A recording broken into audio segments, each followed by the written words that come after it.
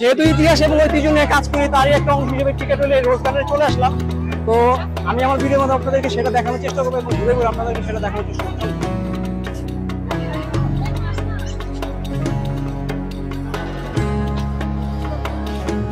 এখানকার পরিবেশটা সবচেয়ে বেশি ভালো লাগতেছে যে এই যে দিঘি, যে মোগল আমল স্থাপত্য যে দিঘির যে পানিগুলো, এটা দেখুন পরন্ত বেলা নিবিড় ভাবে পাশে আরেকবার চলে যাচ্ছে।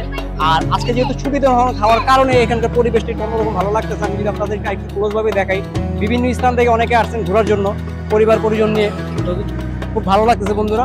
আর যেহেতু সময় উপযোগী খুব একটা বেশি নাই, ভিড়ভাড়টা ঠেলে আসতে হয়েছে, তো এখানকার পরিবেশটা আমি আপনাদেরকে আরেকটু দেখানোর চেষ্টা করি।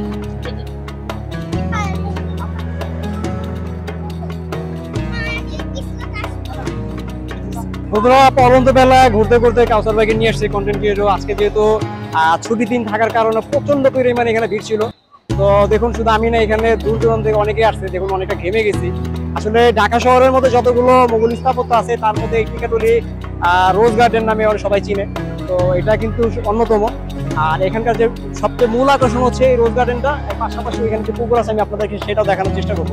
বন্ধুরা রোজ গার্ডেনে আসার পরে আমার সবচেয়ে আকর্ষণীয় একটি স্থান মনে হয়েছে, এটা হচ্ছে আপনার রোজ গার্ডেনের পাশে যে পুকুরটা যেটা বলি বা দিকে যেটাই বলি না কেন, এখানে কিন্তু দুটা দিয়ে আবার শান বাঁধানো ঘাট চোখে পড়ছে। তো বিভিন্ন স্থান থেকে অনেকে আসেন এখানে এই ঘাটের মধ্যে বসার জন্য, অনেকে বেশিরভাগই আছে, অনেকে ছবি টবি তুলতেছে।